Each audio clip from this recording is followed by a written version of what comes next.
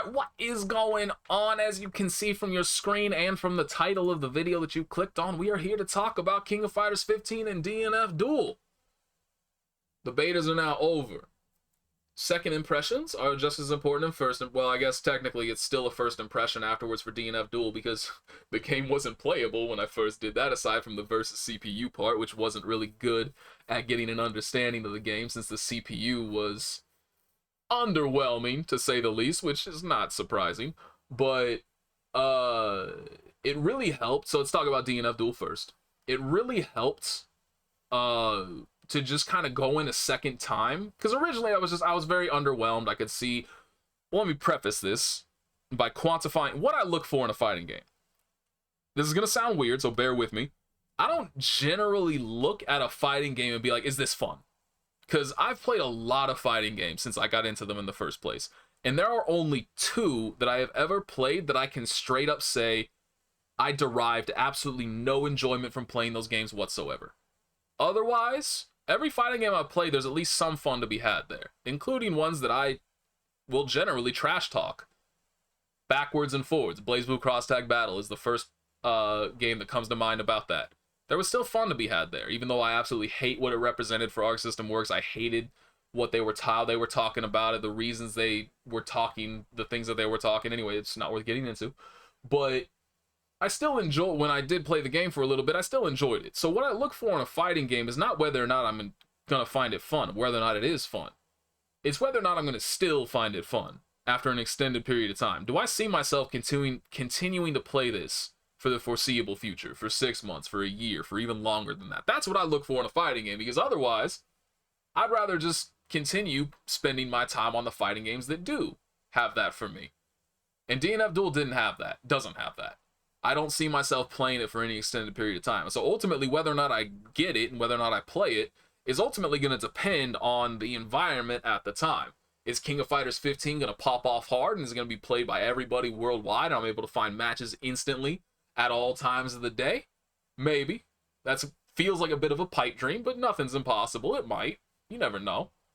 Is BlazBlue Central Fiction still going to be popping off then? I sure as hell hope so.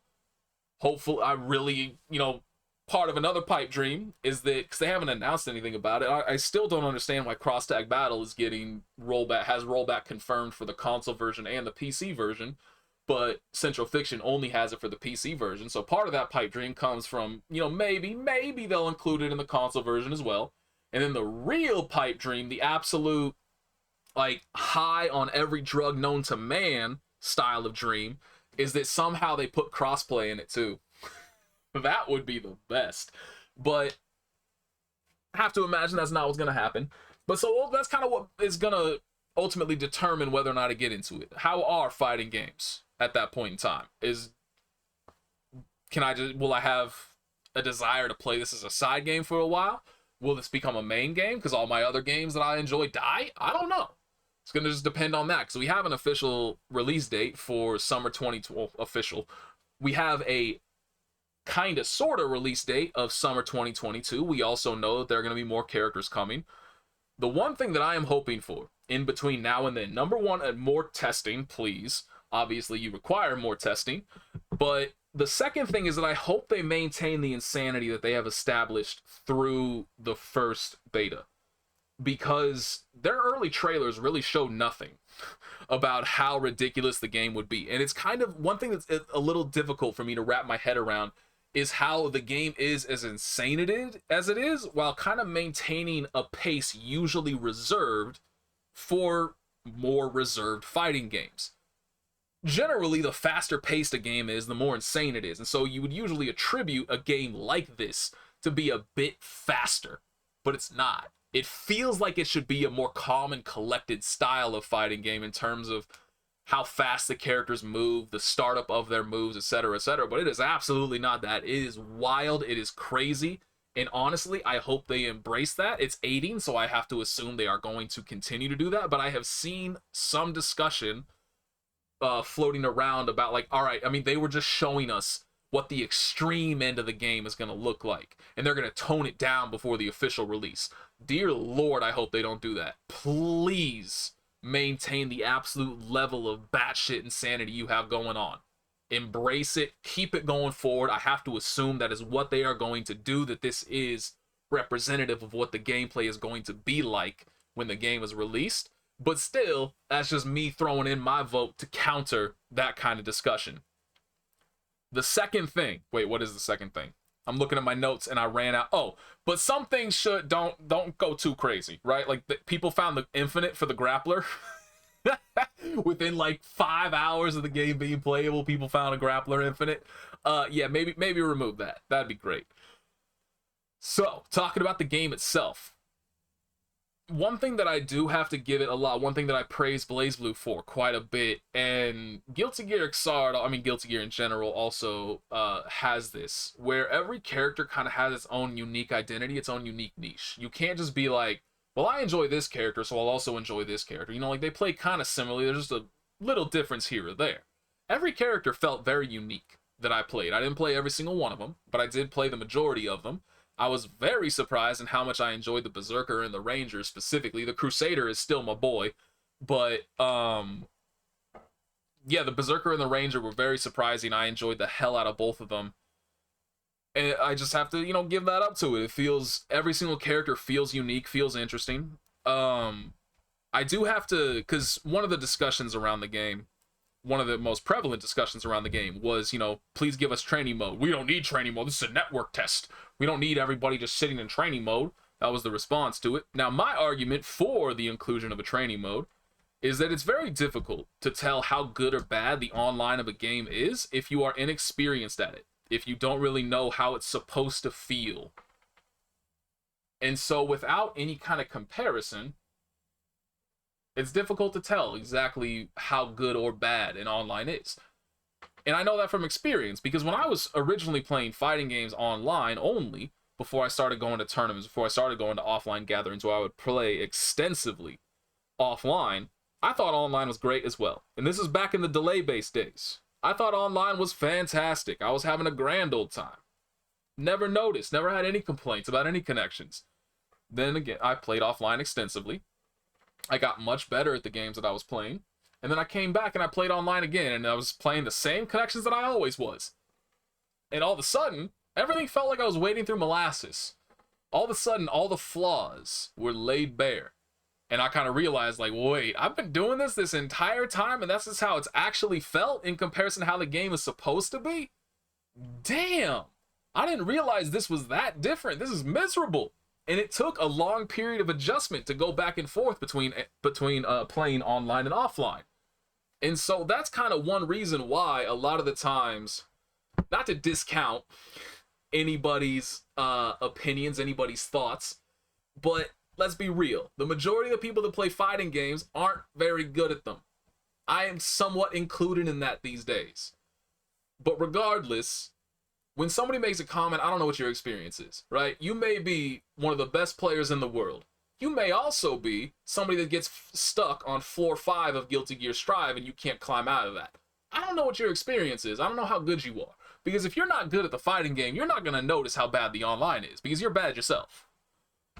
And so that's my argument for why the potential inclusion of a training mode, or some kind of, like, maybe like they had the offline versus CPU, just something like that, so you can kind of gain a small understanding of how the game feels offline to then compare it to how the game feels online. Without that, it can be kind of difficult to tell how good it is. Now, that being said, I had a good time online. I don't think DNF Duels is among the absolute best. Like right now, BlazBlue Central Fiction is the best online netcode that I have. Well, Skullgirls as well, but I don't have nearly as much experience in Skullgirls as I do with BlazBlue. And so I don't really want to bring that one up on the same level. But BlazBlue Central Fiction's rollback has been an absolute dream so far. DNF Duel felt very close to that. Extremely close. Close enough that really, ultimately, it almost makes no difference. That it's felt a little bit worse. It feels amazing. So it definitely has that going for it. But again, given that I certainly didn't exactly become a master at the game overnight, so I don't actually know whether or not that feeling is true in the long run. It still felt great. I was playing up to, I would think, around 150 ping that was kind of the threshold where I started to be like, okay, now this is not getting fun. Now I'm starting to notice rollback. Now shit's starting to get a little weird. But up to that, felt fantastic. Like 95% of the connections that I played out perfectly fine.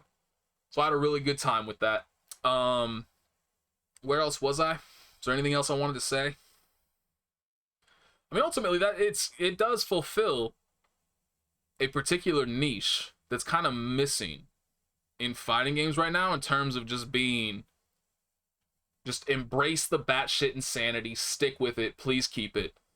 And that's really all I have to say about it. I'm interested to see where it goes. And like I said, I hope they have more tests moving forward. All that I really hope for, and this is a selfish desire, is that the next one features some kind of matchmaking. Like, even if it's not necessarily matchmaking, but just some kind of quick match. Because this is, again, my own personal bias, I've never enjoyed the lobby systems. I don't like having to go into a lobby, go up to an arcade cabinet, sit there, hope somebody else comes up to fight me, or just go join somebody else. I just want to hit a button. I guess this is the laziness talking. I just want to hit a button, the game matches me up with somebody else who's looking for a match, and then we just move forward from there. I don't want to deal with lobbies. I don't want to deal with any of that stuff. Just let me hit a button, give me a match, we move forward from there.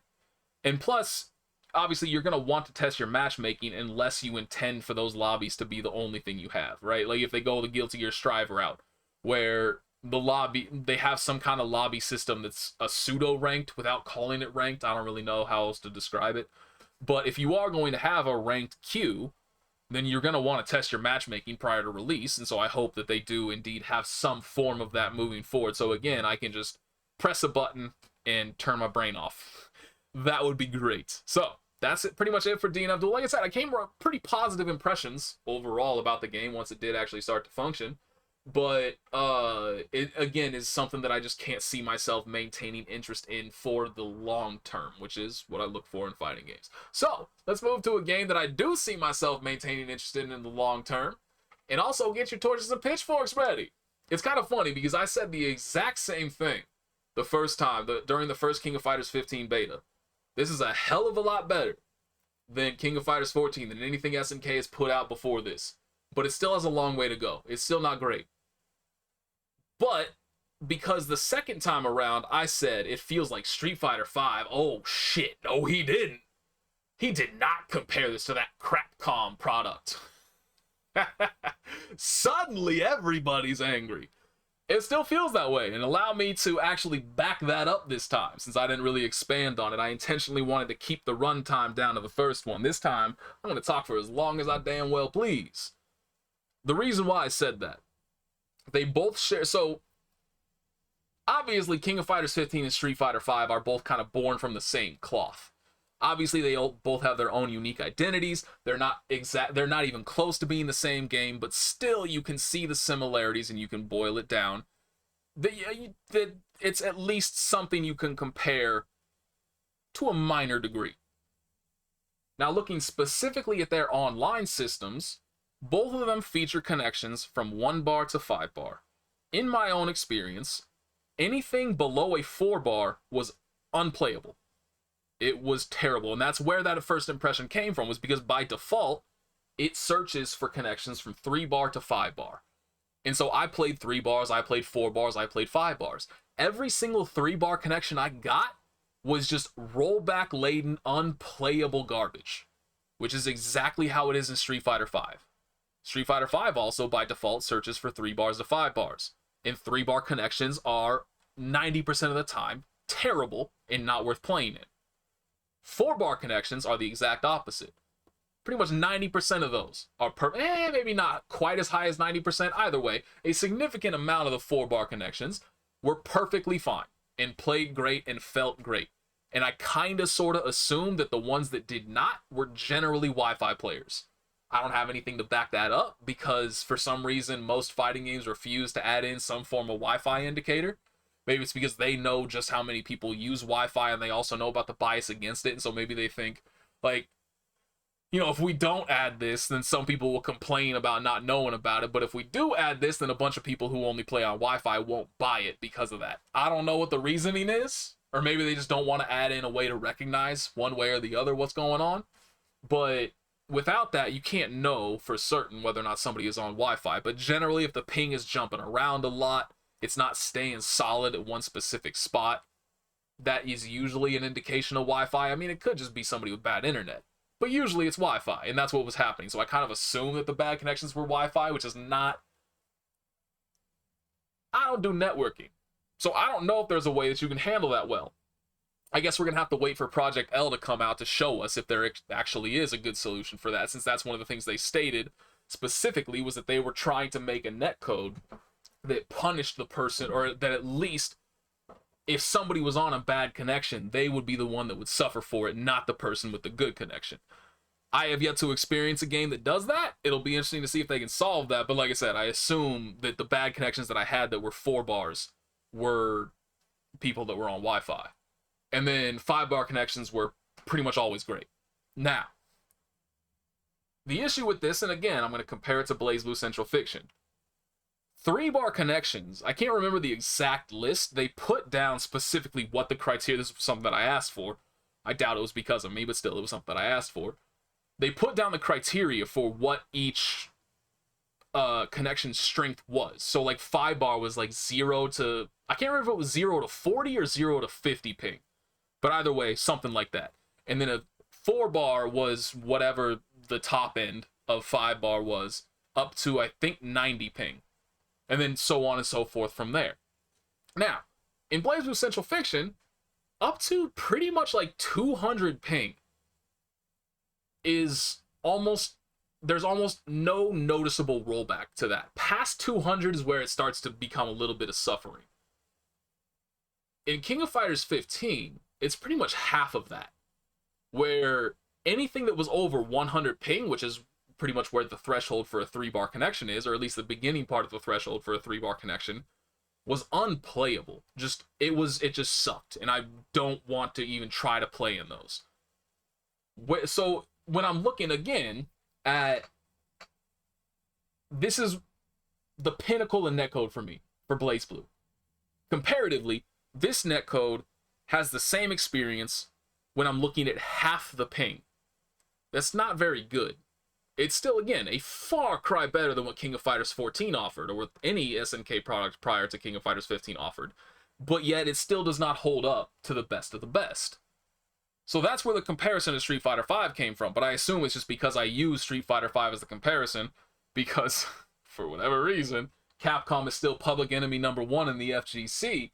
That got people pissed off, because it wasn't anything any different than I said from the original beta, which is that, yeah, the netcode's good, but it's not great. It still has a lot of room for improvement, and that did not change for me in the second beta.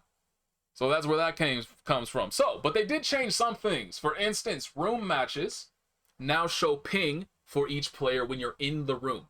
However, it still does not show the ping when you're searching for them, which I would argue is a bit more important. Like, you should have both. You should absolutely have both. But still, if you see the ping of the host between you and the host of the lobby that you're trying to join, in general, you can kind of assume that everybody in there is going to be at least somewhat close to that. That if you have a good connection with the host, anybody else joining is probably going to have a good connection to you. There will be outliers there, but in general, it's a fair expectation to have. So you know if you're joining a lobby where you're going to have a good where you have a good solid 4 or 5 bar connection with the host, you're going to have good solid connections with everybody else in that room as well. So please put that connection when you're searching for the room in the first place, so that you don't have to just go through the process of joining a room just to see what all the pings are, and then be like, ah, shit, well, this is actually really bad. Like, this host I have a connection of 300 ping with. Get me the hell out of here. I don't even want to see that. And so then you got to go through the process of joining a new room, and et cetera, et cetera. You shouldn't have to do that. You should just be able to see what the ping is when you're searching. Training mode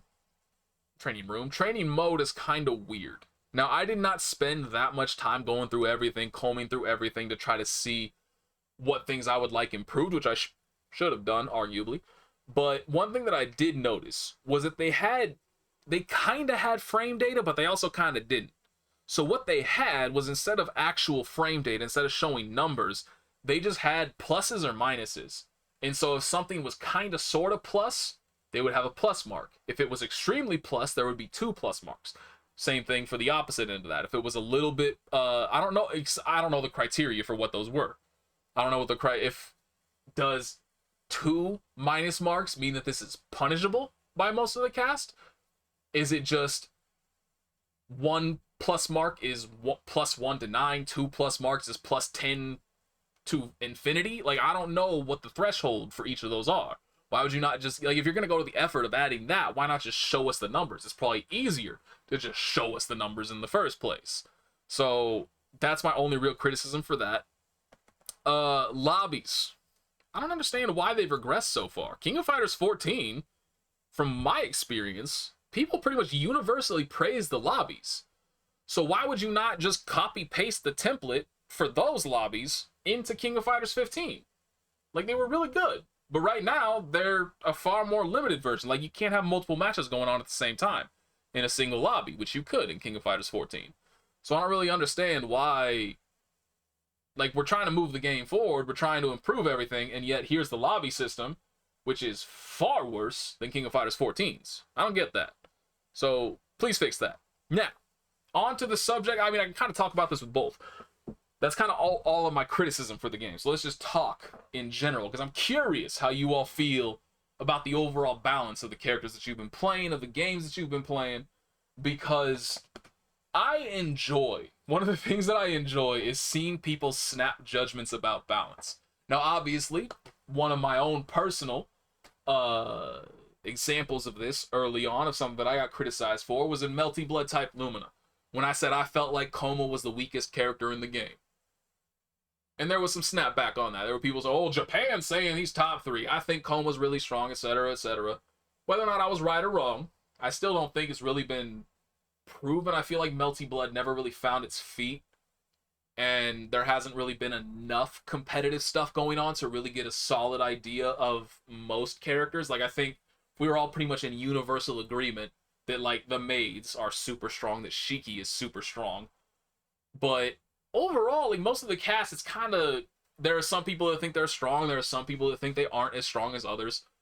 And I don't know if there's really been a solid kind of agreement about where all the characters actually stand. But either way, I don't know why I'm talking about Melty Blood, but that basically brings me to what I love about, like, the day one impressions is not just, this character doesn't feel as strong as I thought they would be. Oh, this character feels amazing. It's not that. It's the people that instantly jump to, yo, this character sucks and they need buffs. Yo, this character is OP and they need nerfs after all of, like, 1 hour of playing. And so one thing that did kind of suck about DNF Duel is that almost all the discussion I saw revolved around the Crusader. It was all about the Crusader. I don't know why. It's just, I watched a variety. I would say I probably tuned into like 10 or so different streams of DNF Duel just to see what other people were doing, just to see if anybody else had found some really cool stuff. Like I mentioned in my DNF Duel video, I watched Fame play for a little while and he gave me some ideas for Crusader myself. And every single stream that I tuned into, people were talking about the Crusader. And what was also very amusing for me was that every single one of those streams, either, yo, the Crusader's weak and I think he needs buffs, or, dude, what the hell were they thinking with the Crusader? They need to nerf this dude immediately. There's no way he can be like this on release. There was no consensus whatsoever. I saw multiple people saying that he needs to be nerfed. I saw multiple people saying he needs to be buffed. It was just very amusing and fun for me to see all that. And so the reason why I brought that up is because King of Fighters 15 as well, does it scare anybody else that every single pro player, like every single like really known strong King of Fighters player that I watched was using Isla? Every single one of them was using her, was talking her up, was saying like, damn, this character seems nuts. Like, when every single person is using them, that worries me a little bit. We're going to see how it all plays out, but that is one of the issues of having limited character releases like this, is that you don't really get a good feeling for everybody in the cast. You can't really tell if this character is strong compared to the rest of the cast. All that you can tell is if this character is strong compared to the other 7 that are available during the beta. But when I see just like a universal usage of a character like that by every single strong player that I saw playing the game, that frightens the hell out of me. So you can put me down in the predictor list of now that I've trash talked it all. Isla is OP and she needs to be nerfed. I didn't use her at all, so I certainly can't commit to that. And I mean, obviously, I was just saying that tongue in cheek anyway. But so I have no idea how strong she actually is. I didn't really delve into King of Fighters 15, the characters that much. I barely spent any time in training mode. I just played online as much as I could. Not as much as I could, but I played online for a while. It is kind of a shame, you know, like now that I've gone past all the constructive stuff. Does it feel a little petty that DNF Duel put out their beta to start it on this? So on one hand, it makes sense that you would want a beta at this time period. It's the week before Christmas. People are probably, like, all the kids are not in school anymore. It'd be the perfect opportunity to try to capture their attention. People may have taken vacation days for an entire week, so they may have the weekend off, you know, whatever reason. It's a perfect time to run a beta test like this in general. But just the fact that they ran the beta test during the same time period, but specifically started it 1 hour before King of Fighters 15, felt intentional. I don't know if it is, and I don't want to be trying to start no drama. Who am I kidding? I want to start drama. I enjoy drama. But it felt a little fucked up. Plus, especially because it definitely worked. I saw tons of discussion about DNF Duel from all corners of the things that I pay attention to. Whereas I didn't really see any discussion about King of Fighters 15 except from where I would expect there to be discussion about King of Fighters 15. And I'm not trying to say that it's some form of doom and gloom, but it just felt like DNF Duel definitely overshadowed King of Fighters. And as somebody who wants to see more King of Fighters, who wants to see the series succeed, that did hurt a little bit. Especially because what I really want to see, like, I still feel like Samurai Showdown was the big had so much potential for SNK, had real possibility to become like one of the next big fighting games, be something that could become like, what's the best word for it? It could become like their main thing. The positive buzz around Samurai Showdown at its release, dude, everybody loved it. Everybody loved it. But the online was so atrocious. It was the perfect example of SNK Online. Just so unplayable, so unpleasant to deal with. But everybody that I knew was playing the game, was loving the game, but they couldn't do it online. And so that buzz got around, where it's the same thing that kind of I felt really harmed King of Fighters 13 as well. When that game was out, when that game was running around, I saw constantly people saying, yo, I'm hearing more about this, especially after its EVO Grand Finals. People that had never known about King of Fighters 13 tuned into that finals and were like, dude, that was mad hype. Should I buy this game? And everybody's response was, it's a fantastic fighting game. It's one of my favorite fighting games. I can't get enough of this. It's mad enjoyable. But if you're expecting to play online, give it up. It's unplayable online. Samurai Showdown was no different. And where was I going with that? Basically just to say, like, I would like to see a future for Samurai Showdown. I want to see more King of Fighters. I want to see them get to a point where their development, their graphical development, can also match up with their gameplay development. Because let's be real, right now it doesn't. Samurai Showdown was helped a lot by the style they chose for the graphics, because it is very stylized. And so even though the graphics, even if you look at the graphics themselves, they are rougher than what's present in King of Fighters 15, because of how stylized they were, the game looks better. Whereas King of Fighters 15 doesn't really have any particular style. It's just kind of realistic, kind of anime, like a mixture of both, but no real particular features that kind of cover how subpar the graphics themselves are. It still looks good. Like, it no longer, like, King of Fighters 15 pretty objectively did not look good. Whereas King of Fighters 15 looks fine. But fine isn't really enough if you want to capture a larger audience. You got to make it stand out. You got to make it look impressive. And I want to see King of Fighters grow into that. I want to see SNK games in general grow into that because I think they deserve the attention. But as it stands right now, that's a hard sell. And so I want to see King of Fighters 15 succeed. I want to see more Samurai Showdown in the future. I would love to see the return of see, now I'm blanking on the name. I always do this. No, not Metal Gear, you dumbass. What's the name of it? God damn it. Why am I blanking on this? Where's SNK? I can't believe I'm blanking. Like, I used to play this. Metal Slug. Good lord, I'm a terrible person. But I used to, like, Metal Slug was actually a big part of my childhood. Because I remembered a pizza place that was in the same shopping center as the place that my dad worked at. So I would go there. Like, usually it was on the weekends. I would go there and I would get breadsticks as a snack. And while I was waiting for them to make the breadsticks, I would play their Metal Slug arcade cabinet. I love Metal Slug. That shit's awesome. And since we're on the topic, Arc System Works is kind of tangential to this. See, now there's another game I'm going to forget the name of off the top of my head because I'm not thinking about it. But what was their shit called that Arc System Works did? Well, actually, was it ArcSys or was it Axis, now that I think about it? Either way, they did something similar. They did a Contra-like game.